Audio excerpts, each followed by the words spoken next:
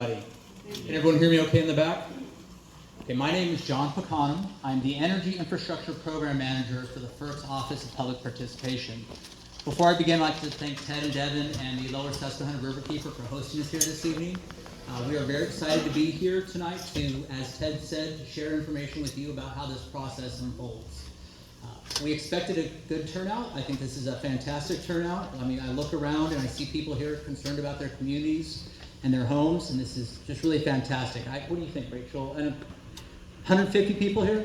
200 people here? Is that what that looks like to y'all? It's a good turnout. Yeah. So once again, my name is John Pacanum. With me is Rachel McNamara. We are with the FERC's Office of Public Participation. Let me see if I can get my PowerPoint to work. Yes. So I have been with the Federal Energy Regulatory Commission for almost 20 years. 20 years this June, as a matter of fact. Prior to working in the Office of Public Participation, I worked in the Office of Energy Projects. The Office of Energy Projects is the program office at FERC that oversees hydroelectric processes and reviews, and we'll talk a little bit more about that later. There is my contact information up there on the right. I have worked, again, for the Commission for 20 years. I started my career in the hydro side of the shop, and now in the Office of Public Participation, I work to inform the public about how these projects unfold. So I appreciate everyone taking some time tonight. We will go through a presentation here. Can you give me the next slide? Where we'll talk about FERC, the Office of Public Participation, the preliminary permit process, and the larger hydroelectric review process. I mean, we're all here tonight because of the York Energy Storage Water Power Project. Just to get everyone up to speed here, and I'm sure I don't even need to do this. This company has filed an application for a preliminary permit to study the feasibility of a hydropower project. FERC environmental staff has issued a notice of preliminary permit application soliciting comments. So we're looking for comments on that preliminary permit application.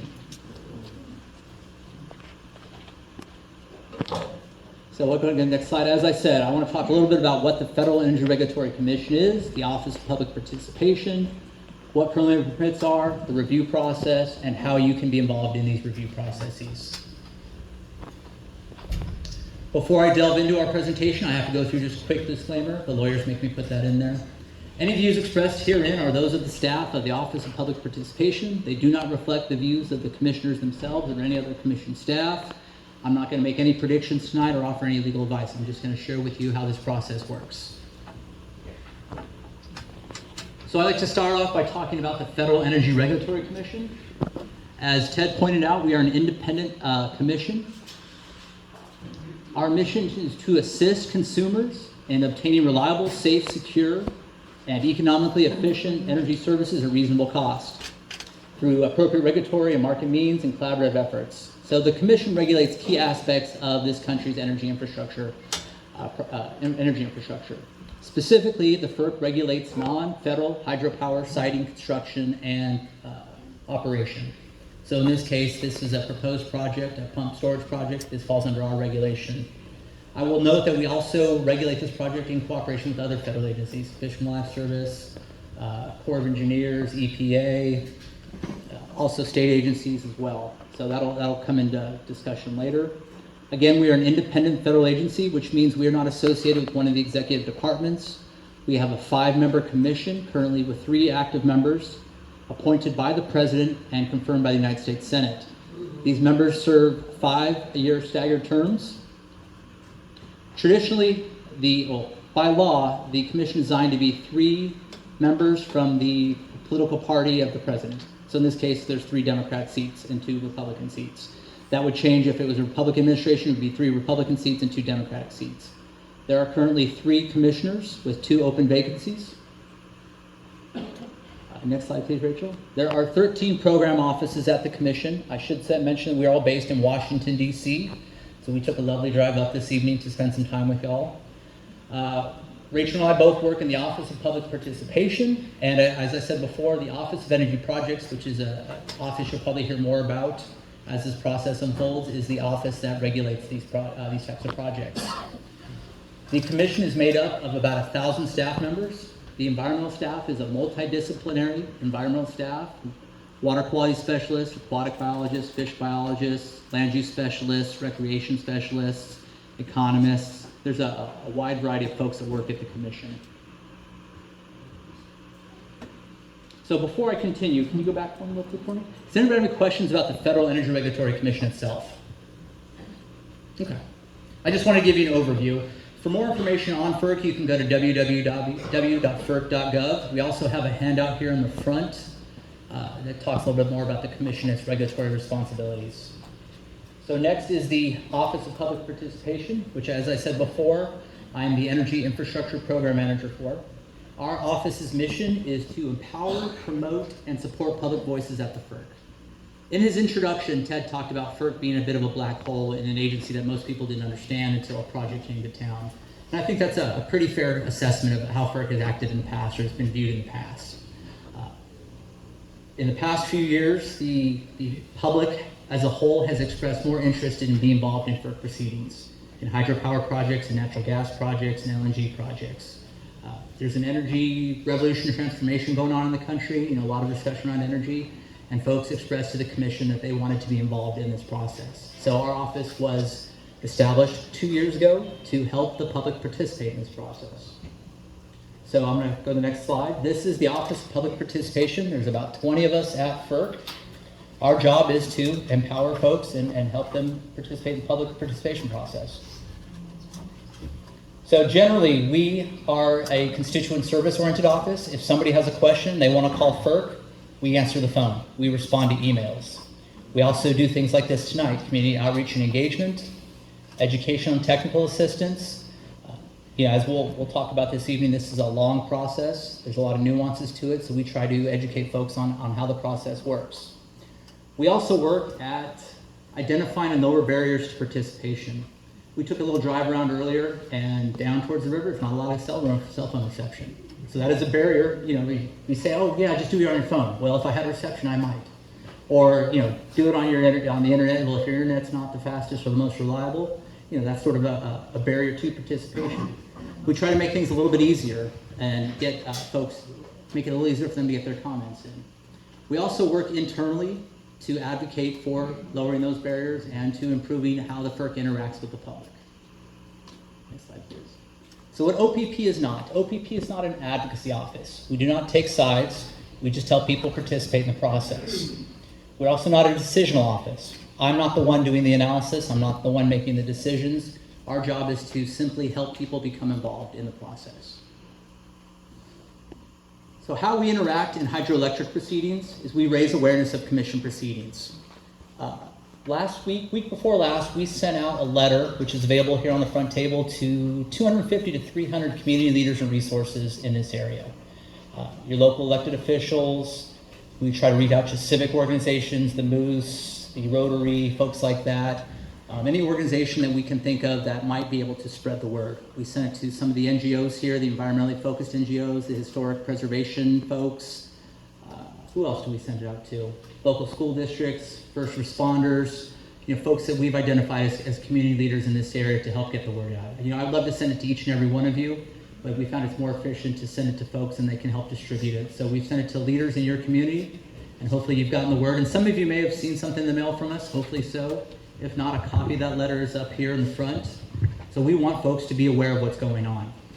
We also work to broaden that notification. We looked at a 20-mile radius roughly. And I say roughly because if a town is just on the other side of that 20-mile radius, we went ahead and included it. So we're trying to get the word farther and wider out there to folks so they can participate in this process.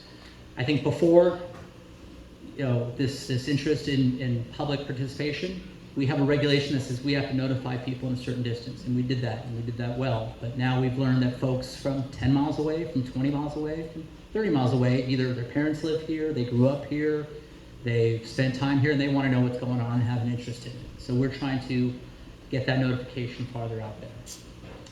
We're increasing public education and understanding. That's why we're here tonight, is to help you understand the process, to answer questions about the process. We want to learn from you. What are the concerns that you have? What are the best ways to get information out to you? Somebody mentioned to me there was a local paper.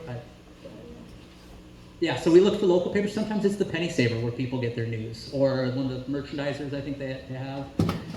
So we look for ways to make sure people are getting information. If we put it on Facebook and nobody's on Facebook, well, that doesn't do any good, does it? So we want to put it out to folks where they can get it. We send out in our package flyers, put on the bulletin boards. I'm a big fan of bulletin boards. I don't know if y'all have a place here where people post things, but that's the kind of thing we're looking to do is try to find folks where they are.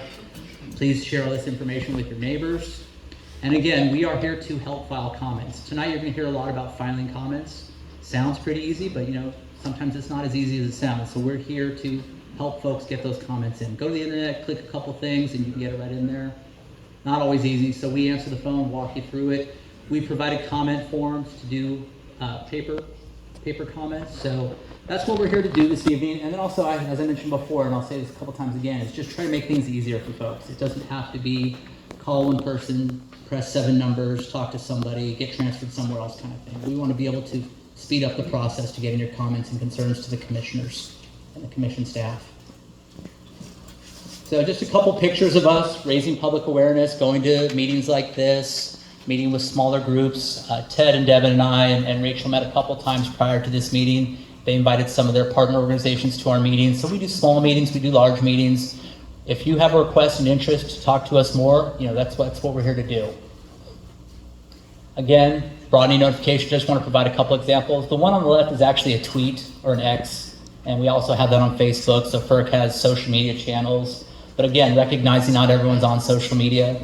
There's one of our staff members posting up a flyer on a bulletin board in a town in Massachusetts that also has a hydroelectric project.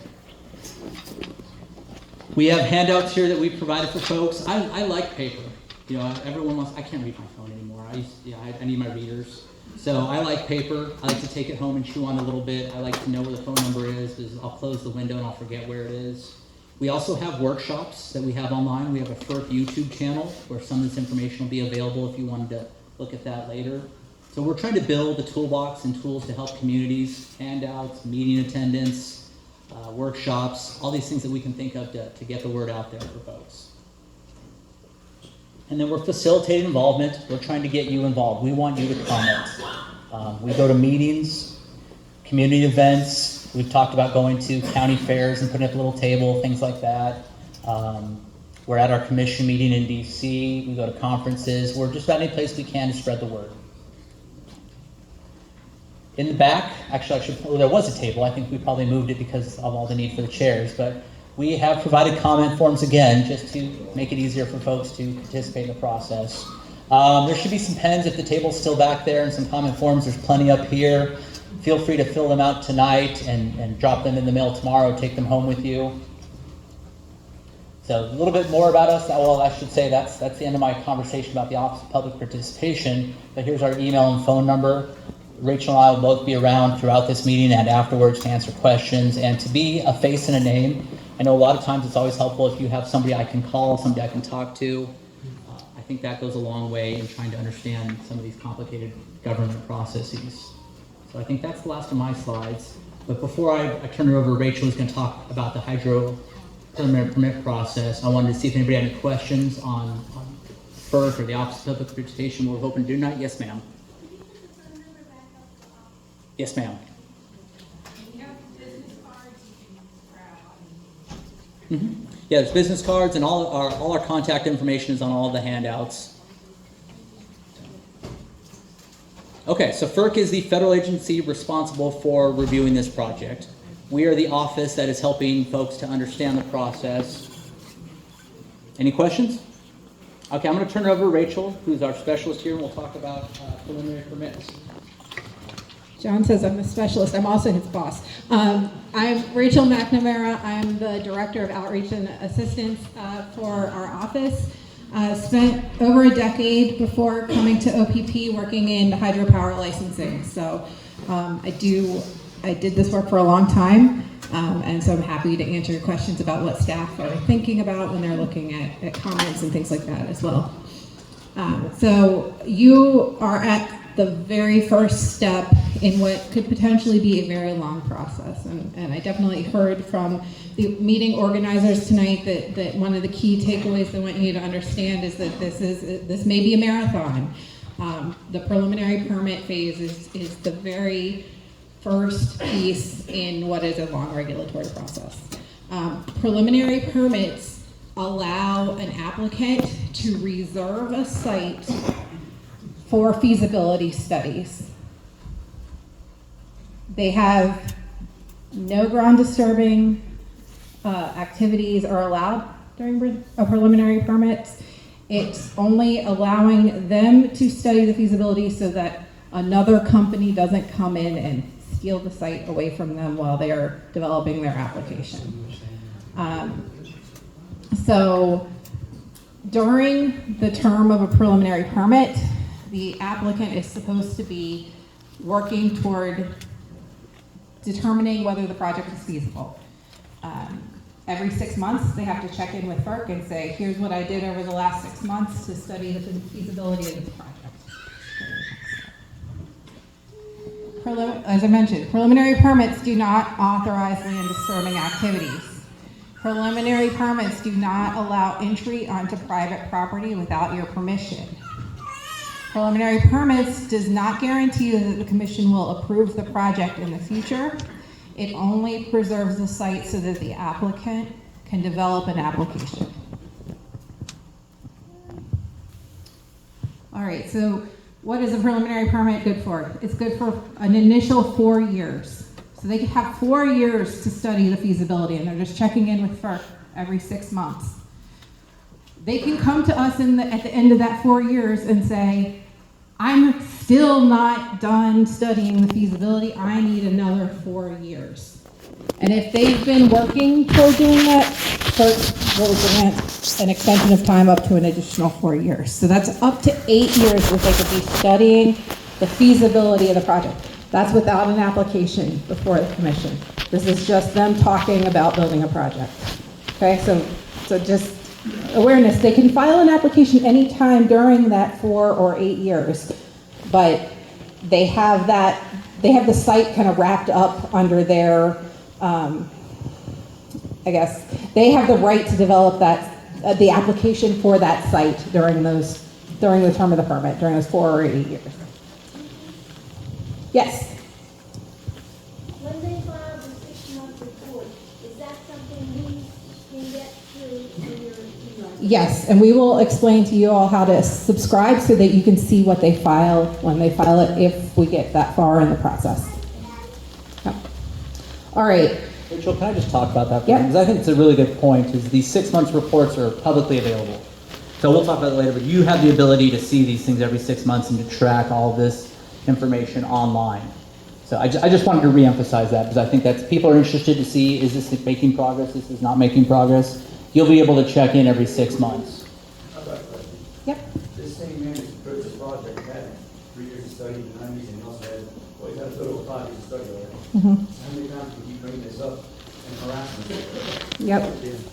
So the way the preliminary permit system works is if he gets to the end of his 8 years and he doesn't file an application, the site is opened back up. He could propose it again. Somebody else could propose it again. Anybody could propose it again. And doesn't mean it's going to get built. Just means somebody else is going to study it until maybe it's, feasible for them. There would be a number of developers who use that process. Yep, go ahead. I have a question about, so is there requirements for FERC for the feasibility study? Is there like specific things that they have to study and turn in for them to get granted the application? For them the question was, are there requirements for the feasibility study? So before they file their, what we call a preliminary application document, so that's not the preliminary permit application, they have to prepare a information that's readily available. After that, the commission requires them to study anything that we would need for an environmental analysis. So that's a later step in the process, but yes, there are requirements for studies. Would the old data that they've used from previous studies be applicable to their current preliminary permit? Okay, so the question was whether the data that they've already collected in the past would be applicable. Only the information that they file in the docket for this proceeding applies to this proceeding. They could make copies of it and file it with us. Staff will look at that to see if it's accurate or relevant and may require additional studies. We know things change over time, and so that doesn't necessarily mean that because they studied it in the past, they don't have to do any more studies. Yeah, if I can add to that, that comes up quite often. A 40-year-old endangered species report would not be acceptable. You have to refresh your studies. If some things haven't changed in 30 years or 40 years, that may be applicable this round, but everything needs to be current. Yes. Well, then why is the map that we keep using from 1981 if it needs to be changed? So the question is, why is the map from 1981? The standards for a preliminary permit are much lower than the standards for an application. So what they filed to date is not enough information for us to put them forward in an application process. It's only sufficient for granting this preliminary permit. There is a tremendous information requirement, and I mean, I could certainly point you to our guides that describe kind of the application requirements, but at this point in time, the map is kind of show us the general area where the project's going to be and draw a line around it. That's kind of the minimum to get through the preliminary permit phase. It's a starting point. Yeah. Yes. Since FERC is required to take steps to identify and protect historic properties, would you be the one conducting the study on whether or not this is a historic property worthy of protecting, or would that be the company's job? Sure. So the question was whether studies of historic properties and who is responsible for doing the study. So first of all, it's not me and John, but if we were in the Office of Energy Projects, the applicants are required to provide us the information, but because we are subject to Section 106 of the National Historic Preservation Act, it's the staff's responsibility to make determinations of eligibility for properties, determinations of effect on properties, and then resolution of adverse effects on properties. So that's commission staff's requirement. Yes, sir. You talk about the process, and they filed an application for a permit. They don't yet have a permit. And can you talk about the fact that the commission does and doesn't have to grant it, and the commission's discretion? Sure. The question was, they filed an application for a permit. They don't have a permit yet. What is the commission's discretion? So the commissioners, the 5 or 3 right now, commissioners have wide jurisdiction in terms of what the public interest is. The ultimate decision in licensing a hydropower project is whether it balances both the energy produced and the environmental effects of the project. We're not at the time when the commission makes that determination. At this point, the commission would be making a determination as to whether or not the applicant should be able to study the feasibility of the project. So the threshold for that is much lower than for granting a license. So just want to clarify, there are 2 different processes in the back. Yep. Sort of unrelated, but is there anything the public can do to extend the deadline for comments? Is there anything the public can do to extend the deadline for comments? You can make a request to the commission for an extension of the deadline. You would need to include within that request kind of your rationale why you need a longer deadline, and then it's up to staff within the Office of Energy Projects to grant or deny that request. And Rachel, that can be done in the comment form that we provided. As part of your comments, you can make that request there. Sure. Blue jacket in the back. When the preliminary permit was approved, was any consideration given at that point about the historical significance of this area and the 30 marks of protection by the state in some parts of it? Okay, so the question was when the preliminary permit was approved. So I'll just stop now. We have not approved a preliminary permit yet. And that did we consider that the state is looking at the historical significance of the area? Is that accurate? So Historical and the environmental, there are places marked that are protected as important sure. for conservation. Sure. Okay, so FERC will consider those factors when they are granting a preliminary permit. So if you file comments to that effect on the record, would the when FERC issues an order, and whether they grant or deny the permit, they will issue an order that explains what comments were received and how they are addressing those comments. So if those comments are raised during the preliminary permit phase, FERC staff will respond to those. If the state has specific concerns about historical significance, about endangered species, about anything that falls under the State Historic Preservation Office or the state Environmental Protection Office, or I'm not familiar with all of Pennsylvania's different departments, but the state is also welcome to file comments on a preliminary permit, and FERC will address those. If I can add to that really quickly, because this is a unique project that's been around for close to 40 years. 40 years. So the commission treats this particular preliminary permit application as new. And all of these things that you're talking about are supposed to come out in that process. You obviously know them because you live here, and so this is nothing new to you, but the commission's perspective, they're looking for what are the environmental concerns. And this is what the applicant is supposed to do. They're supposed to go and, oh, there's environmental concerns, there's traditional concerns. Those factor into his or her decision on whether or not to move forward. And that also notifies the commission to keep an eye out for those things when it does its review. So I don't know that there is 40 years worth of information on the FERC docket at the commission. So that's why this process starts anew. So all this stuff that you're bringing to our attention is what is supposed to come out in the permit review process, in the permit. Is that correct? Yes. Yeah. Yes. Why is this project needed? Question is, why is this project needed?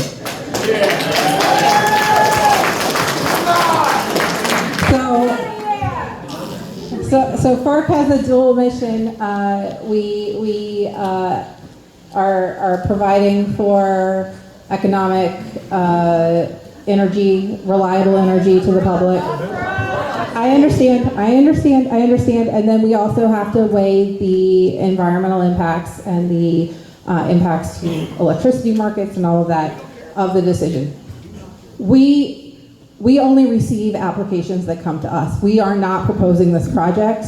John and I don't have any stake in whether this project gets built or not built. We just want to make sure that you all who are here get to have your say in the record in a way that the decision makers can hear what you care about. That's really for the applicant to prove in its application that this project is needed. If you have concerns that it's not needed, that's what the commission needs to know, and that's why we're here. So, and that's why we have the comment forms. You have intimate knowledge of this area. If it's not needed, tell the commission. And that's what we're here to do, is to help you. Go ahead. And John, if I can add too, and generally, FERC and you guys are in DC, a lot of the staff employees of FERC don't live here. They're not from this area. They don't know what's going on here. We do, so we have to let them know. So just remember that. The people in DC, like Rachel just said, they went around and looked around. They've never been here before, right? So just be aware of that we live here, we know what's going on, and they need to know what we know. That's exactly right. I'm going to go to with the glasses and then with the pink hat. I moved down here 7 years ago, and I've heard from people this year, how often do we have to go through this process? I mean, this is like harassment. I mean, people every so often, their land is threatened to be taken away from them because a new study is going to, and they defeat it, and then it comes back around again. That is ridiculous that this happens over and over and over again. They should, at some point, somebody care enough to say no. Just a couple on. So we saw initially with the press releases just going out, it said we needed about 400 comments in a week or a day in order for FERC to recognize our opposition. Now we're a smaller community. We see we have about 200, 250 people. What's the likelihood that our comments are going to be thoroughly read and actually followed through upon? I mean, our voices aren't any smaller just because we're a smaller group and we don't have the manpower as a larger city or urban area. So that's my concern. Like, no matter if every person gets involved here, are we still going to get drowned out? Okay, so two comments. The first was about you all have to keep dealing with the same thing over and over again. I think John and I are very aware of that. FERC is reactionary. FERC reacts to the applications that get filed. You have a private business who wants to apply for this site. As long as they think it may be economically viable for them, they're going to keep trying, and that's the reality of the situation. FERC doesn't have a mechanism to stop that. Now, to answer the second question, and then I see you in the yellow sweatshirt. I'll take your question next. To answer the second question about how your voices are going to be heard, what's going to happen with your comments, all of that. So, I have seen a project change from one good comment. I have seen thousands of comments come in on a project, and it moves the needle a little bit. It really depends on the quality of the comment, the points that you're making, and I want y'all to realize the phase that you are in the project. The threshold for approving a preliminary permit is very low. The threshold for approving an application is much higher. And so where we may issue a preliminary permit, and I really do hear you don't want to have to deal with the preliminary permit, you don't want to have to deal with anything. But the further along we get in this process, the higher the threshold becomes on the applicant. The more the applicant is going to have to study, the more money that they're going to have to spend to think about getting to the next phase. I think you need to raise your concerns as early in the process as possible, because that's what can make the largest effect in the long term.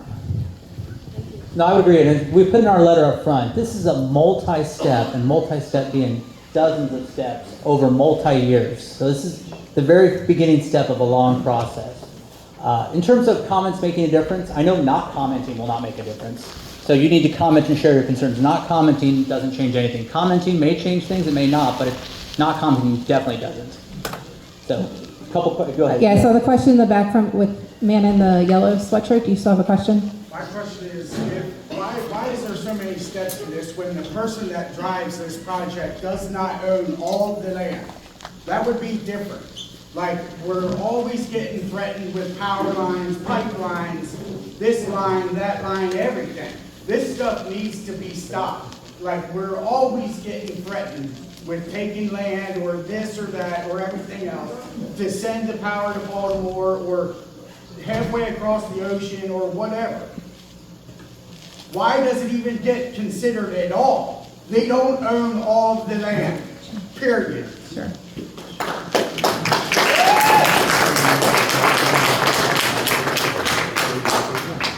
And I wish that land ownership alone was a predictor of the process. The Federal Power Act, and John has worked in the Natural Gas Act, both of them give the commission the ability to confer eminent domain authority to a permit, to a license holder in this case. Not a permittee, but a license holder. And so if they get to that point in the process, if a license ends up being issued, then that is a benefit. And then I know I have it on a later slide, but that they have 5 years to work through with the landowners or through the courts to acquire the rights to the property. And so that's just a later. Where's that guy that puts that stamp on, because I'm gonna acquire his goddamn property. Right now, right fucking now! Where are we next? Yeah. So when an applicant applies, you mentioned you have to spend money. Is that cost to them subsidized at all in any way to the federal government? Can they get money from the government to subsidize their applications and their costs? They cannot get money from FERC, but the Department of Energy, Department of Energy certainly has a lot of incentives right now for developers of pump storage hydro. They might be doing this application just to get money to fund this, and then some of it's in my pocket, and some of it's in the application. Is that right? And is that possible? It's possible. So that's an important thing to talk about. There's a financial entity. We need representation. And the repetitive way this is going on every 15 years. And that is harassment. Yeah, I saw, sir at the hat, yep. Nice. The lower Susquehanna Valley, from Harrisburg to the state line, it's always mentioned that the country needs power. This goes off what someone earlier said about how much power is generated. From Harrisburg to the Maryland line, we have 3 hydroelectric dams. We already have Muddy Run, which is a pump station like what you're describing. We have 2 transformers, 3 gas plants, and 2 nuclear power plants. This area is already producing, is only using maybe 20-25% of the energy it produces. If they have one of these places, put them in Chester County, right next door to Philadelphia, where the power is going to go ahead, and let's save all that money and save everybody.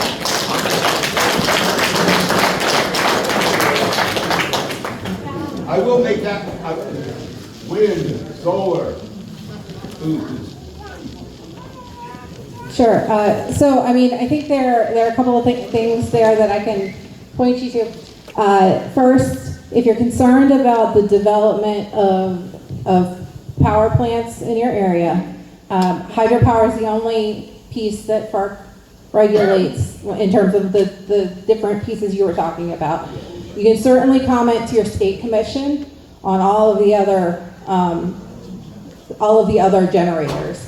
Secondly, FERC does consider cumulative impacts of its projects, and so that would be an area to comment if you're concerned about the cumulative effect of hydropower dams on the river or of energy development in this area. That's an appropriate type of comment to submit. Thank you. You're welcome. Back in the back, yeah. I think everyone wants to know here is how do we stop this where it's just a no? Our land is not for sale and they can't have it. How do we get to that point? That's easy. I mean, in very few circumstances, if it was, I mean, a state can, thank you, a state can provide comments about the feasibility of the project that sometimes can impact FERC decisions at the preliminary permit phase. We have a policy about not developing on tribal lands. At the preliminary permit phase, again, the threshold for commission approval is very low. If I can just add to that, I think everyone here is doing themselves a service by educating themselves tonight. You came in, you're learning about what the process is. It's not easy, it's long, it's complicated, maybe it's not fair, but you're educating yourself, and that's the first step to participating in the project. So once you've got yourself the tools to participate, I would encourage everyone to do so. I met Ted and Devin through a contact in Alabama because they're working together and talking to other people. I would encourage you to spend some time online, take advantage of Rachel and I here tonight and in the future, contact our office to educate yourselves, talk to neighbors, other communities that have had to deal with these issues, and learn to see what you can do and how you can best interact in this process. I'm pointing to Rachel for questions. Everyone's got their hands up. Sure. Who's getting the power from this project? They would have to negotiate a power purchase agreement once the project is licensed, so that I can't tell you where the power is going. So we don't know because there is no application yet. This is the early study phases of a project. Ma'am in the blue sweatshirt, yeah. So your job tonight is just to help us to know how we can interact, and you keep referring to the comments. Do you have a list of comments you can provide us with that you've seen be successful in the past? Well, I can share with you that as of today, there were over 380 comments on this project, and we'll talk about that in a little bit. So I think comments make a difference, getting them in there. As I said before, you got to try and get your comments in there and see what changes. Yeah, I mean, I think that there are times when, in addition to informing FERC of the issues, you're also, when you file comments with us, you're informing the applicant of issues. Largely, the decision to pursue a project or not pursue a project is up to a private company, right? And so you all are making your voices heard. That's what we're here to facilitate. That goes to both the FERC decision makers and to the company's bottom line. Go ahead. So if they are granted the study stages, do we have multiple comment periods throughout that You will, and I have a slide on that. All right, yes, ma'am, yep. So if this is the fourth time this has been proposed, what prevented it from moving forward the last 3 times? So the question was, it's the fourth time it's been proposed, why didn't it move forward? The applicant decided not to pursue an application. I can enlighten you on that. Sure. From 1993, you can see your studies, and we actually looked at the 6-month Progress reports. Progress reports. And we would say it was basically funding. Come down to funding. Could not find the funding, and ran out of funding, so the grant that we got. And the same thing from the 97 to 99, same thing. Comes down to the narrow. Do we want to do a couple more questions, Rachel, and then get back on the presentation? Let me take 2 more. I'll take yours, and then there was a question in the blue shirt behind you. Okay, yeah. To the point somebody made earlier, is there another pump storage facility project in the country that FERC has denied at this stage of the process that we could look to for examples of comments that help deny? Sure. Well, FERC has, at our last commission meeting, denied 7 preliminary permits. They were all on tribal land that were opposed by the tribe. So that's a separate issue about tribal sovereignty. Most of the time when FERC denies a preliminary permit, and actually FERC has denied a preliminary permit to this applicant before on this project, and that was for failure to comply with FERC's regulations. So there are dozens of, and perhaps even more, projects that are put forward every year that never go past this phase. So you can look at on the public administrative record that we have, and we'll talk about that. There are examples of projects that did not move forward for a number of reasons. So the gentleman over here pointed out finances are an issue. Sometimes the environmental concerns are too great, or the historical concerns are too great. It's just the process takes time to unfold to those decision points. You wanted to do 2 more? I would take 1 more, and there was in the blue shirt right there. Yeah. When you say it is right from the get-go, from now on, it will be a long process, you want to scare us? No, I don't want to scare you, but I want you to know that this is not happening today. That nobody's approved anything. Did anybody think this project was approved when they came into this meeting? I hope they didn't. That's great, because it's... already 40 years. I mean, it goes so long, this process. I'm only living here for 20 years now, and the only thing I'm hearing about this, like, wow. And my goal is not to scare you. My goal is to give you information about how these processes work, because you're in for the long haul, and you have been already. And I can't speak to the previous iterations of this project, but right now there is a preliminary permit in front of the commission, and this is how it acts. I'd like to think that we're providing services. I know that we weren't here 40 years ago, or 14 years ago, 20 years ago. So you will have to figure this out yourselves. Some of you have been through this a couple times before. For some of you, this is your first time. So hopefully we'll provide you information that's helpful. I know it's not necessarily inspiring, and maybe it is a little scary, but we're trying to provide information to demystify FERC, because information, I think, at least in my case, lowers my fear levels and my anxiety levels. Not always, as much as we like them to, but that's what we're hoping to do here tonight. I know there are a lot of questions. I want to move through the other slides that we have, and John and I are going to be here and answering your questions as long as we can. So I don't want you to feel like you haven't gotten a chance. All right, go to the next slide. I just want to make sure I cover all the information that y'all might need to know. Okay, so this is kind of, if a preliminary permit is issued, what happens next? Okay, so we've got sometime during that 8-year permit period, an applicant may decide to pursue the project. You gotta sit down. So the first step is to prepare what's called a preliminary application document. That is existing information only. That'll be distributed to the public. They actually have a mailing list that they have to mail it out to, plus eLibrary, plus that's something that our office then expands notification. We'll send another letter like that to make sure that you all get to see that. That's a point where you get to pick their application apart and say they didn't consider this and that and that, and what about this and what about that, and start building a record of the needed studies before they can even file an application. So that's step 1. So the applicant will develop a study plan. They're saying, we're going to study fish, we're going to study wildlife, we're going to study historic resources, we're going to study X, Y, Z. You can tell them, you're right on, you need to study all those things. You can tell them, you're absolutely wrong, you need to study these other things. Or you can say, you need to study those things, but the way you're proposing to study it is wrong, and here's how you need to study them. That is a FERC process in and of itself. They'll go through possibly up to two years of studies, then they file their final license application. So that's where we have the high threshold for what is in a final application. That will be noticed. FERC will let, again, do a mailing, we'll do a letter. It will initiate the NEPA process under National Environmental Policy Act, so that involves public meetings, comment sessions. It's another process.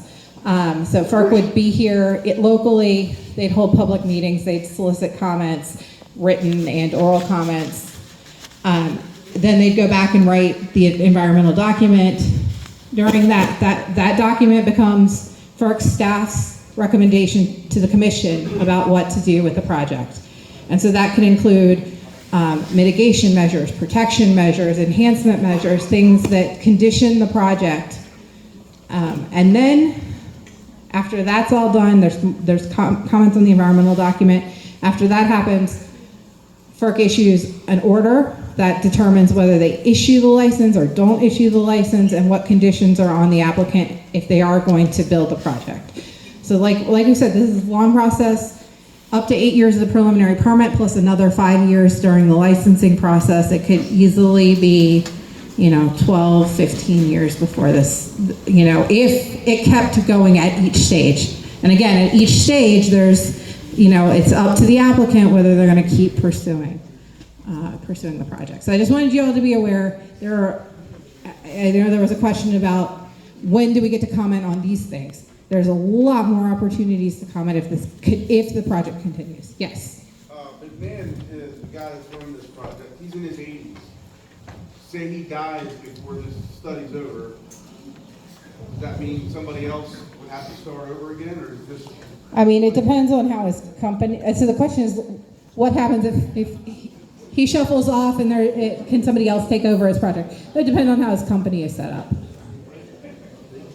Yes, in the PCAT. At what stage are they allowed to pursue a private property or land disturbing part of the study? Sure. At what point can they pursue land disturbing activities? Not until after a license is issued. They can request access to private property at any time, but you do not have to grant access to your property until a license is issued and you've negotiated with them. Then to add on to that, for the bar for licensing, how are we to trust the comprehensiveness of the data of the original feasibility studies if they're not allowed to access private land or land disturbing activities? So that's going to be incomplete data that they're using in order to get a licensing process. So your question is, if I'm the landowner and I don't grant you access to do the studies, how do I know that the data that you're presenting are accurate? That's an issue that FERC staff have to evaluate. And there are times where a study will be on hold until the applicant can negotiate access to a property. If they want to. I mean, let's imagine we're in a different room and a bunch of people are really excited about this project. There could be a landowner who says, yeah, come on my property and study X, Y, or Z. Like that happens on some projects. I mean, just to add to that too, when you're talking about studies, sometimes there isn't a purpose to letting them on your land to study. Oh, wow, there really is something there. Oh, really, there's an endangered species there. Otherwise, it's assumed and the studies can be a bit challenging, but sometimes they see it for their own eyes and they go, wow, okay, I didn't know that was there. So there are reasons to allow studies to occur. Just you asked, so yeah, I mean, that's right. Sure. In the back. I'm sorry, I can't hear.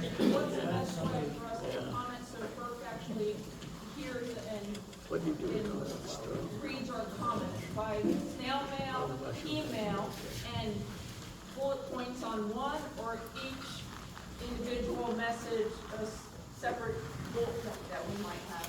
I think that's a great segue Into the next section, so we can talk about that. You want to take, okay. So the question was, is there a better way to comment? Should you write your comments or should you use FERC's electronic filing? Doesn't matter. They'll both be read. They'll be treated the same way. Do I need to write each comment on a separate piece of paper or send a separate filing? No, you can pool your comments. You could send collectively comments. You can comment on only the things that are relevant to you. You can comment on global issues that you want to address during this process. The one thing that I would say is John mentioned, the only comments that get read are the comments that you send and put on the docket. We can only consider information that's filed in the docket. So if it's not filed, if you email me and John your comments, that's not going to help you. You need to file the comments, and that's why we brought forms, so that you can just put a stamp on your envelope and mail them in, or we'll sit down with you and walk you through how to file them electronically. But you got to get the comments in the record for the project. I'll take one last question, and then we're going to move on. Yep, go ahead, right At there. what point during the process do they have to actually decide where the project area is? When will they decide how big is this project? Sure. So the question was, when do they decide how big the project is? By the time they file the final license application, that has to be specific about where the project is going to be located, how the transmission line is going to be placed to connect it into the grid. So those are the two things that they really have to be specific on in the final license application. So they're supposed to be spending this time figuring that out. Because right now, somebody commented earlier about a general map that was 40 years old. You start with general, and then you start refining it based on your studies and your analysis. And then you get to, as Rachel pointed out in the application, where it's very specific. This is what we are proposing. We being them, not Rachel and I, because we are not the company that's proposing this project. It's hard for, I think, as the public to make an accurate public comment when the map that we see is 40 years old, and I've heard anywhere from 500 to, I believe, 1,200 pages for this project. So it's hard for us to make an accurate comment when we're guessing. Sure. Yep. And I mean, and as this goes along, if it goes along, and I don't want to give anyone the impression that we are presupposing the outcome. But if this project moves along, then your comments should be getting more and more specific. Right now, you're commenting on why shouldn't these folks have a preliminary permit? And honestly, the things that you have said in your questions and the points that you're making are the sorts of things that you should be providing in comment letters to the commission. Yeah, I like, Rachel, you emphasize if, because there's a lot of ifs here. I was at a similar meeting 6 months ago, and after the meeting, the applicant decided it wasn't going to go forward. But last week, we approved a project in Nevada for a pump storage project. So there's just a lot of ifs here. It's hard to predict. That's why we put the disclaimer in the very beginning. We don't know the future. But we want you to know if these things move forward, this is how it normally would move forward. Yep, one question in the back, and I'm going to go ahead and move on. The project that you just approved. What was that? How much land was stolen from the project that you said you just approved? I don't know how big that project was. I'd have to look it up for you. But it was a pretty big project out in Nevada. So. And I don't know how much of the land was privately owned or in government land. I'm not sure. Well, let me go ahead and move on from the preliminary permit process.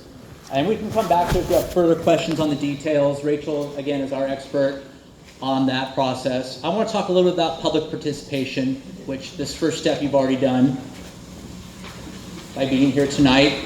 So somebody asked a question about written or electronic. You can provide written or electronic and or both. We accept them via U.S. mail, via our website. Right now, we are in the middle of a 60-day comment period that closes on April 1st. So the commission is seeking your comments by April 1st. Somebody asked earlier, can that comment period be extended? Yes, it can be if you request it, and then the commission decides that more time is necessary.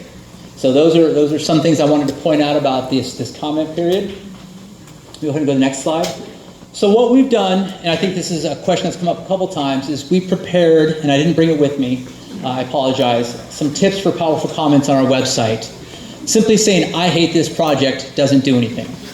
Right, so you have to be thoughtful with your comments. You have to organize yourself to be effective. And I think this is one of the things that we want you to be aware of when you provide comments. So make the staff aware of your concerns, whether it's individually on your property, for your community, for the region. Be specific, please. How does this proposal affect you and your community? things to think about as you write your comments. It doesn't need to be a 50-page comment letter. It can be a well-written 1-page, 2-page. Bullets are fine as well. Comments come in all different shapes, forms, and sizes. But get across your points, what you're concerned about, water quality, loss of your land, socioeconomic impacts, how this affects your community. All those things are things that the commission staff should be aware of. Can I go to the next one? We have a comment form. We provided it today. I've got over 150 comment forms. I think there's some in the back. I hope to see everyone fill one of those forms out and let the commission know what your concerns are. On that comment form is an address to the Secretary of the Commission. There is a docket number. Each project has a specific number assigned to it. You need to make sure that you get that docket number. Without that docket number, your comment goes who knows where. So that docket number is on there. Let me grab it real quick just to make sure I get it right. It is project number P-15332. We ask that you put your name. You don't need to. Sometimes we reach out back to you if you have a comment. Also, one thing to know, and I'm going to get to your question right there, is right now there are 380 comments. I expect there's probably going to be 100 more tomorrow or soon this week. Unfortunately, the FERC staff does not have the resources to respond to everybody's comments individually, but your comments do get read and processed, and they will be considered in the FERC review. Rachel and I both used to do this when we were in the Office of Energy Projects. It takes a while to process that many comments. So things do get responded to. Eventually, well, if this process moves forward, they will also be considered in the environmental analysis. So I just wanted to let you know that if you're expecting a response, you're likely not to get one. But they do get read and processed. Yes, ma'am? I believe I know the answer, but are we able to submit multiple comments? Yes, you can. We have folks that submit comments weekly, monthly. So yeah, as often as you'd like. Let's go ahead to the next one. I think I have that on there. And I'll come to your questions in just a second. Here is the address via U.S. mail to the Secretary of the Commission. If you want to send it FedEx or UPS, look in the notice because that's a separate address. So if you're sending U.S. mail, which I suspect most people would be, you've got plenty of time till April 1st. Go ahead and send to this address. But keep in mind, if you're using some other mail service, that there is a separate address for that. Okay, yes, couple questions. No. So if your children would like to send comments, they're welcome to. There's no age limit at all. I've got a lot of hands, so I'm just going to go. I'll get to everybody. Yes, sir. I'm pretty sure I would stand and talk to everyone here. I think our final comment is we don't want it. And certainly welcome to provide that. Well, it's a comment, but I'm just saying, the FERC staff is going to analyze the project, and opposition is noted, but also it would be helpful for staff to, when they do their engineering and environmental analyses, to have more to work with. So it's not an invalid comment. It's just something that is not specific. Thank you. And that's what we're looking for, is specific comments. And certainly opposition is noted. If there's 150 comments, we don't want this. We know that you don't want it. It'd be nice to know why you don't want it. So, yes, ma'am.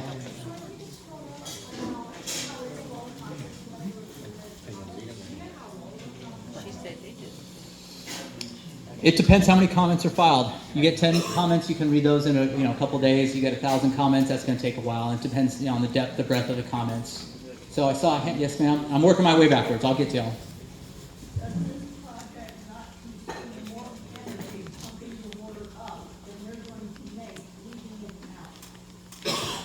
It's a good question. I don't know the answer to that. I can answer that one too.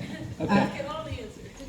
They do, pump storage projects consume more energy pumping than they generate. The reason why they are profitable and of interest to developers is because they can produce energy for use on the grid when prices are high, and then they buy energy when they're pumping, right, when prices are low. So, for example, they can produce electricity during the daytime, the price is high. Night times or weekends, when prices are low, they pump the storage back up. And at the same time, you've got that energy there at a moment's notice to generate electricity if you want to, anytime you want. Correct. Questions on participation? Yes, ma'am. And you don't have to be from this area to make a comment. If you live in Portland, Oregon, you can comment on this project. Yes. So I do have two questions. The first question is, who may file a motion to intervene? Great question. That's actually going to come up in a couple slides. Can I ask you to hold on for just a second? Yep. And then do you have a second question? So the second question is, I know that other energy companies are allowed to file a motion to intervene if they feel that they can do the project better. So is that true? If there were other developers interested in preliminary permits for this site, they could file application for a competing preliminary permit, and there's a separate FERC process for addressing that. Okay, so most things that people do when they're writing letters or correspondence, it's important in business, they can find examples of those that are effective or ineffective to guide me if I want to write something. So my question is, I don't know how many people here, but I imagine many people here don't have access to that or know how to find that. I haven't heard anything that you talk about when we're writing our comments that can give us examples that are effective or ineffective ones, so our comments are effective when they get submitted and they get read. They have value as opposed to not value. Like, we don't want it, we know that that's probably something that there's not enough substance there that they're going to consider. Can you help and guide with that? We can. If we go back a slide or two, I have that tips for effective comments.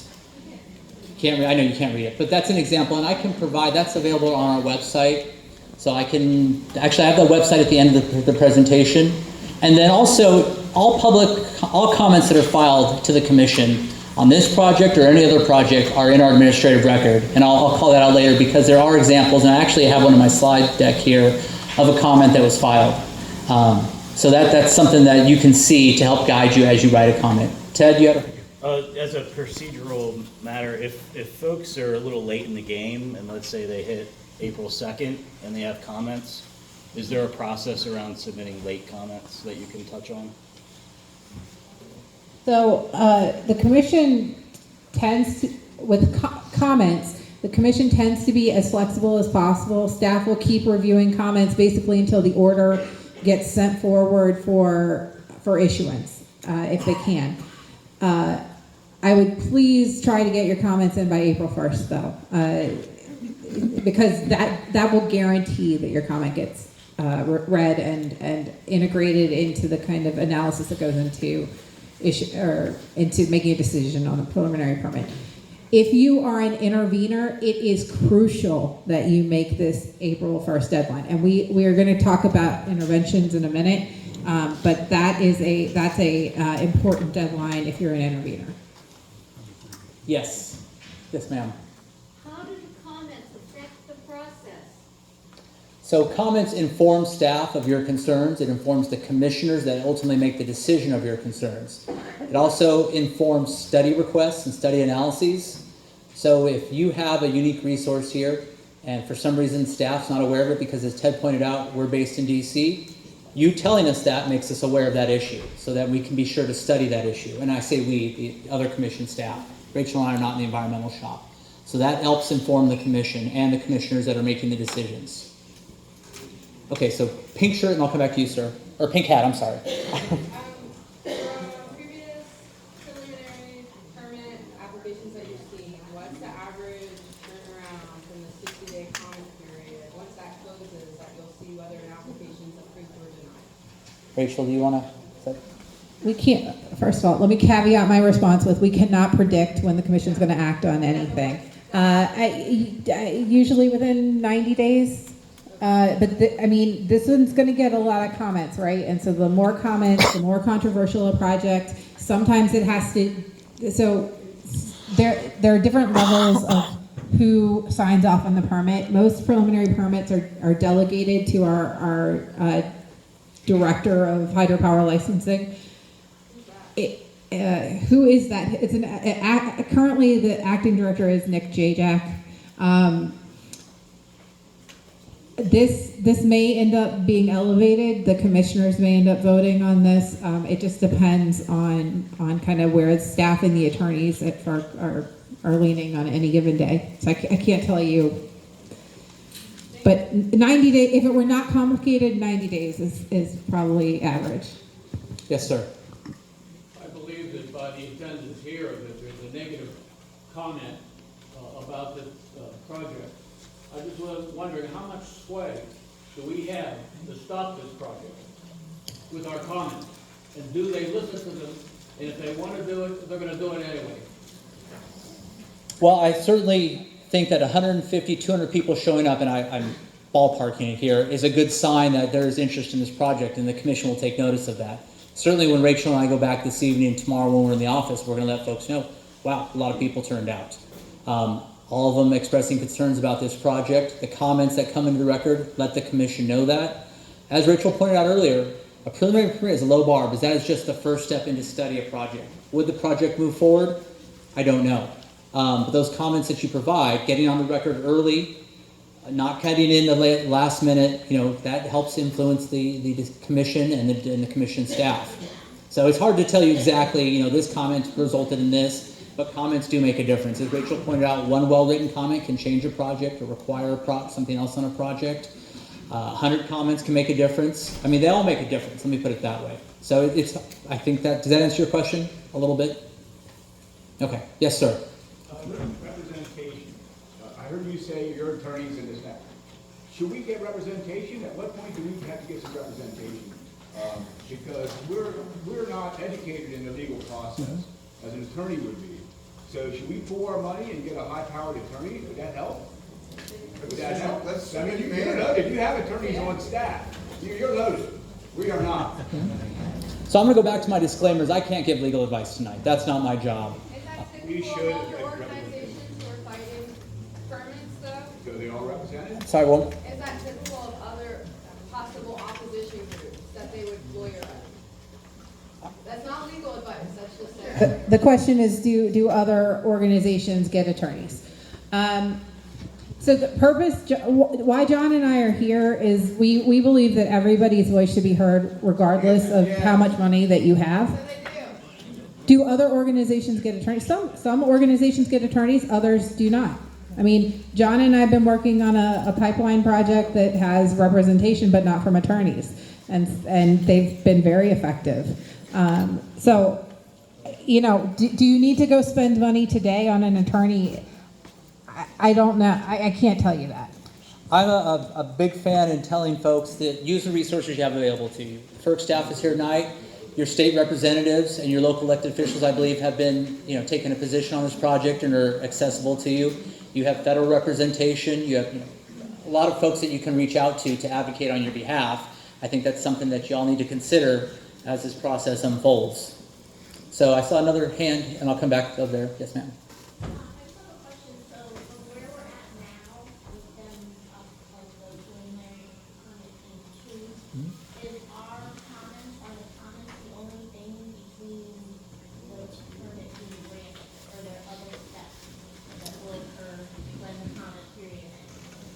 So we're currently in this phase where it's comments, intervention requests, competing applications. So those would be the things that have to be decided on by the commission.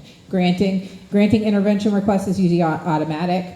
If there are commenters in opposition, FERC will, or if there are interveners in opposition, that kind of has a different level of scrutiny that FERC gives it. But really, there's no study process. That's why we keep saying that this is a very low bar. If their application is complete, if the objections that don't address issues that would stop a project right now, and again, I can't tell you whether your issues would or would not stop a project right now, but that's what FERC is weighing. They're going to look at what you bring up. They're going to look at who's filed in opposition. Can we, based on our regulations and based on our statute, can we grant this preliminary permit? And so we always want to go back. FERC staff are always going to go back to what our statute says, and so much of the process is driven by an applicant. There are a couple of hands back here in the corner. Yes, sir, in the green. You said we recently approved. The agency recently approved a project in Nevada. The entity that wants to move forward on Cup Run has already publicly stated that this is the best location on the East Coast for such a project. I'm not sure what he defines as best, but my question is, can you tell us how many of these projects are in development or in the processing or permitting process on the East Coast, and how many are there? I can give you some ballpark numbers. Okay, okay. Pump storage in this country is having a moment. There are several proposals for pump storage projects. So we've received several preliminary permit applications, 24, looking to propose these projects. I think half a dozen are currently under review process across the country. So there's a fair amount out there, there's a fair amount out there. In terms of, is this the best spot on the East Coast? Well, that's for him to try to prove in his application. I personally worked on another project in South Carolina that's it's further along than this at the application phase. So I know it's not the only project on the East Coast. But things change daily. We get preliminary permit applications that, of every application we get, of every preliminary permit we grant, only a fraction of those continue on in the process. Yes, sir. Yes, is there a standard or percentage of property that a municipality can take, or can be taken from the municipality for the purpose of power generation? The reason I ask that is that Chancellor Township, the one we're in, has a long riverfront frontage, and it is 100% taken by power companies currently. Is there a percentage that there's some sort of limit to what can be taken via eminent domain for power generation? And the answer is no. As we talked about earlier, federal law allows the use of eminent domain to secure property for projects should they be approved. So there's no maximum percentage. I'll come to you after I have a gentleman here. Does FERC make available all the comments Yes, the FERC does make available all the comments online to read. Actually, Rachel, give me a good chance to go a couple slides forward. So I've talked about electronic comments. I'm going to come back to your question in just a minute. Filing those can be done on FERC online. There's an e-comment, which is sort of a quick comment, 5,000 characters. There is e-filing, which is if you want to prepare your comment or provide an attachment. There are ways that are larger files to comment. There's e-subscription, which is you can subscribe online to FERC and follow the comments. So every time somebody sent a comment in, you would get an email. And that way you know to go look. Or somebody submitted some information on this project. Maybe the applicant provided something in the 6-month report. You would get an email. I think that's a good way to follow projects. You can tend to get a lot of emails if there's 150 comments coming in, so that's a lot to go through and delete. So you have to make your own decision, but that's a great way to follow it. And then we have what we call as our e-library, which is our online administrative record. And that's where you can find every single piece of information filed on this particular project, which is the FERC docket number P15332. All comments, all filings, everything the applicant has provided so far is in that administrative record. Go to the next slide. And I just want to point out, this is actually a comment I pulled down this morning to show you that, as I said before, there's 380 plus comments that were filed in the past 2 months. Here's an example. I know you can't read it, but I just wanted to show you something that was provided from, where's that from? Farm Grove. So folks in the area are commenting. They talked a little bit about the pump storage project and why they were opposed to it. They didn't think it was needed. They talked about green power in Pennsylvania. So they provided some outline about their concerns. So this is one, there's like I said, 380 that we looked at this morning. I didn't look at all of them, but I took a look to see. Again, all comments are due by April 1st. Yes, sir, in the back. You had a question. No, you're good? Okay. I'm going to move to intervention, so before I do, yes, ma'am. Okay, that's my next slide. Before I move, yes, you asked about interventions too. Are you allowed to submit a photo if you file? Yes, you can. So that'll be a larger file, so then you would want to use the e-filing system. The e-comment is, and that last one probably would have been a regular filing. The e-comment system is a little faster. Just you can do it right there. There's a drop-in box. You fill in your information. On the e-filing, usually you do an attachment. So you probably put your photo in a PDF or a Word document, and then you would move that from your computer to the online system. I wish I was able to walk you through this process tonight, because I make it sound easy. I don't even know if I make it sound easy, but I know it can be complicated, and that's why our office exists, to answer questions and to essentially walk you through the process. And if you need a handheld, we'll hold your hand and walk you through the process. Yes, sir. I'm sure if you're trying to endanger species under your checking things out, Yeah, I would put that in your comments, that you're concerned about endangered species in this area. Historical artifacts or, whatnot, I would put all that in here. Gentleman on the right, my right. Yes, you in the path. You guys said you conduct quite a few studies with all this stuff. At any point, did you do any studies on mental health of the residents?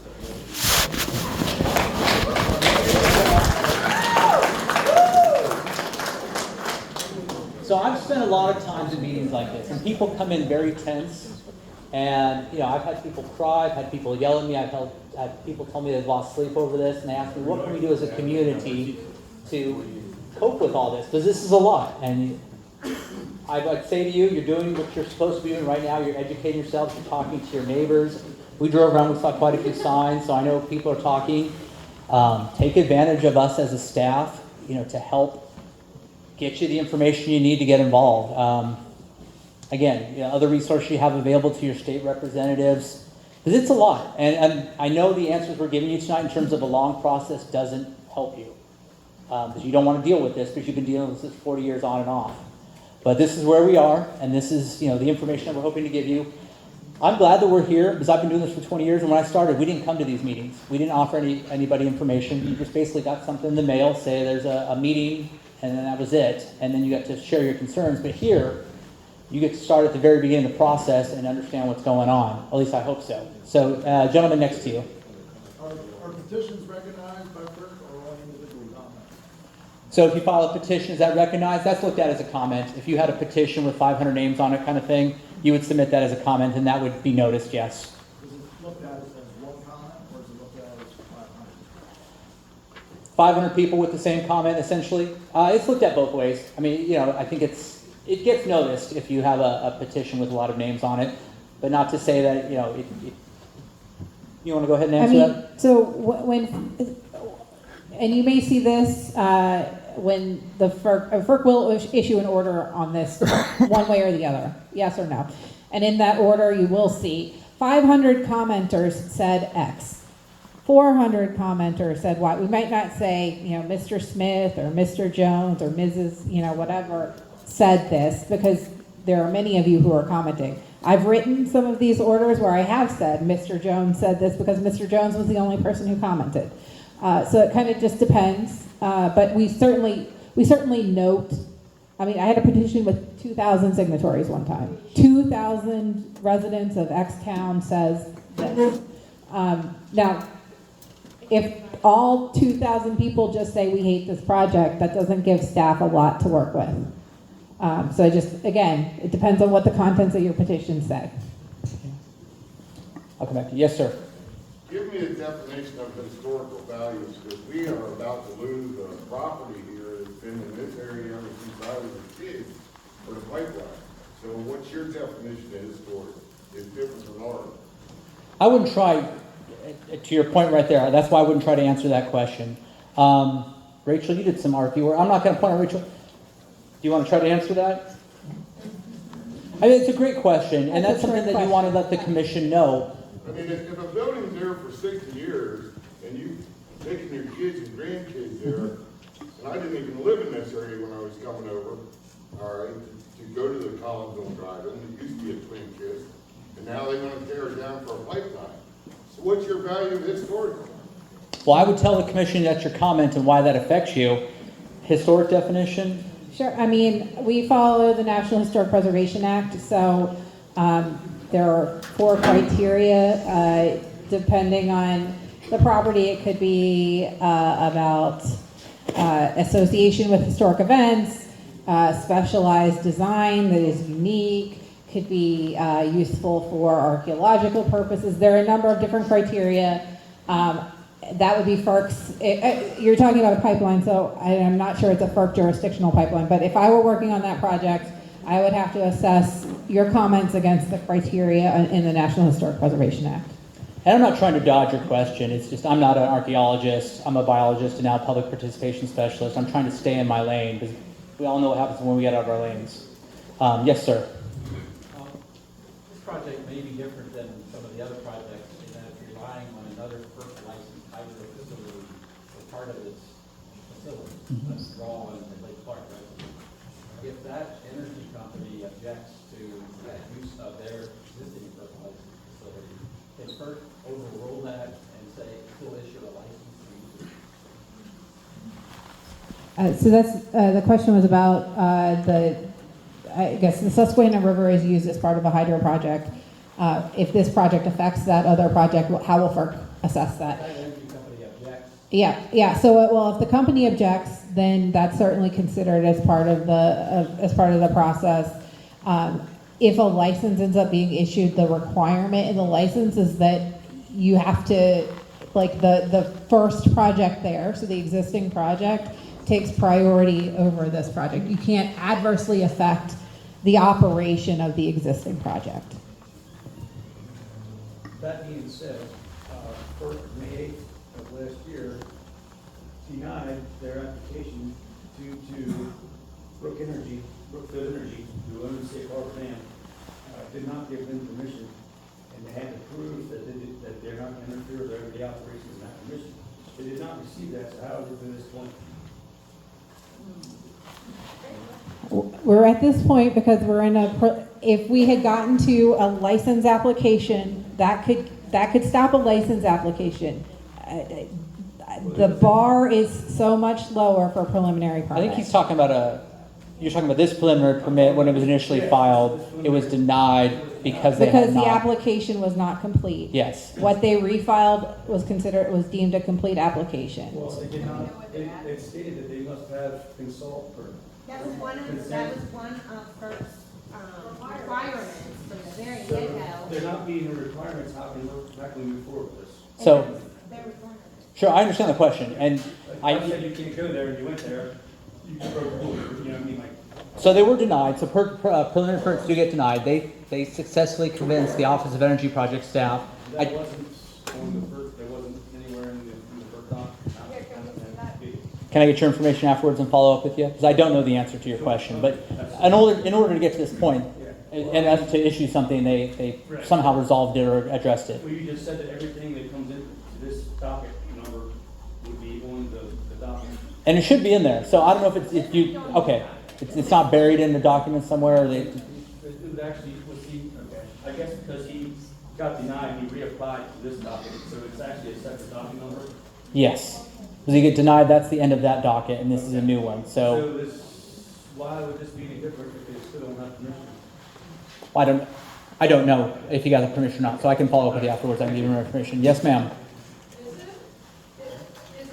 a dead end for this application if it becomes known that there's a protected species in the area, like a hellbender or rock turtle or something like that?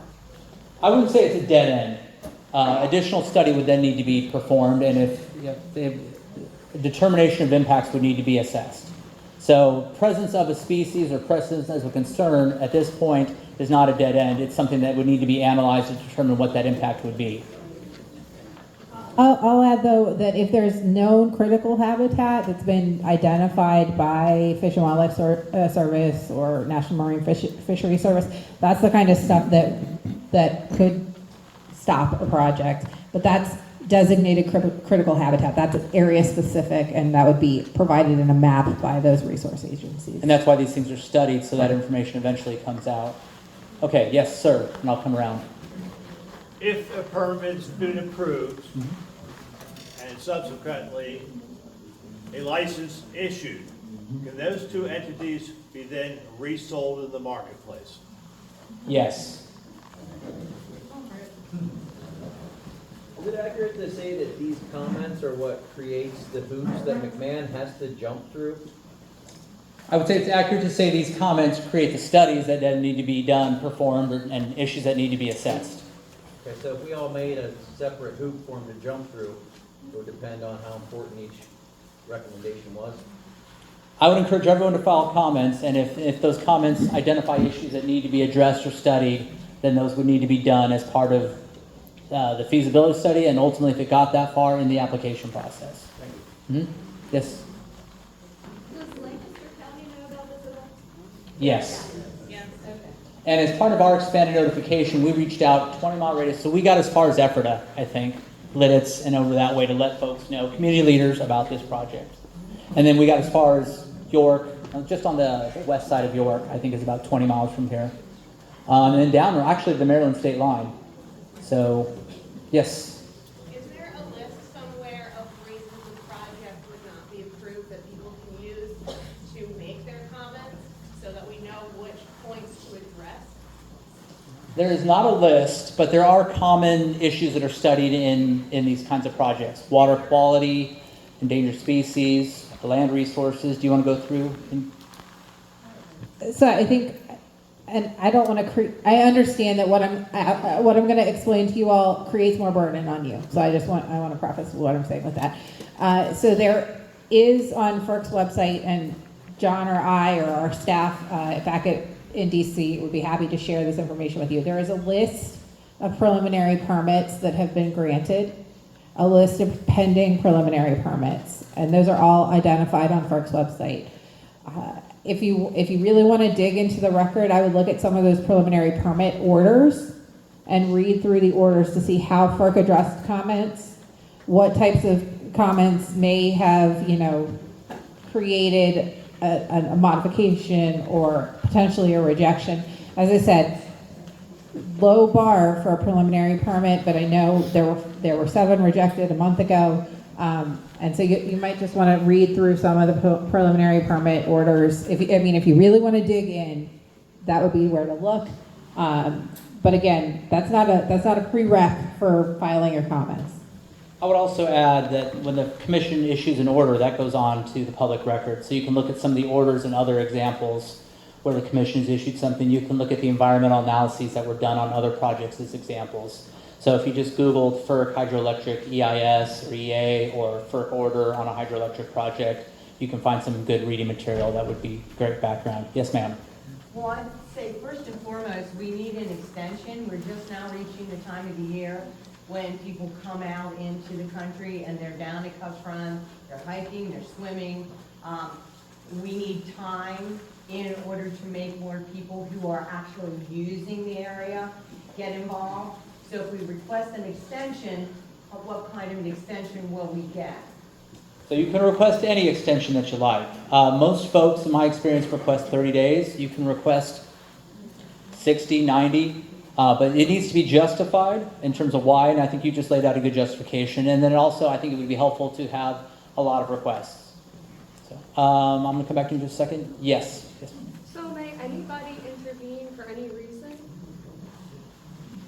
Yes. Do you want to go ahead and talk about intervention? Because you've been waiting a while to get to intervention, so I want to come back to that. Let's talk about intervention. So intervening is kind of the next step beyond being a commenter. Everybody can comment. Everyone also can intervene, but when you become an intervener, intervening has both rights and responsibilities. With responsibility comes great power. Great power comes responsibility, whatever they say, Spider-Man says. So interveners become official parties in a proceeding. So what does that mean? That means you can, if you disagree with a commission order, you can seek rehearing. That's the first stage. You say, commission, you got it wrong, and here's why you got it wrong. The next step, if the commission still doesn't find in your favor, is to seek relief in a U.S. Circuit Court of Appeal. So FERC has its own judges. It's kind of the first step. Second step is go to the circuit court. This is where having an attorney usually becomes more important if you're an intervener, if you're going to seek rehearing, if you're going to file an appeal in court. I'm not telling you need an attorney, but people who are appearing in the U.S. Circuit Court of Appeal generally have attorneys. Why would you want to intervene? If you are a landowner who may be affected, you may want to intervene. If you represent an organization that would be affected, you may want to intervene. State and federal agencies can intervene. You can intervene and still be in favor of the project, or you can intervene in protest, which means I don't want this project to happen. Yes, sir. How do people within this room and this community find out who interveners are so they can communicate with them? Sure. So that's publicly available information. If you would need to use the FERC online website, and again, John, my staff would be happy to help you do this. Every project has a service list. That service list lists every intervener in the project. So it'll include the project applicant. It'll include some federal agencies that are always required to be part of the service list. It'll include some state agencies that are always required to be part of a service list. But every other party on there will be an intervener. In addition to those 380 comments I mentioned earlier, I did see this morning that there was a motion to intervene on the record as well, so you can see that there. Yes, ma'am. Could you describe in detail exactly what the project entails?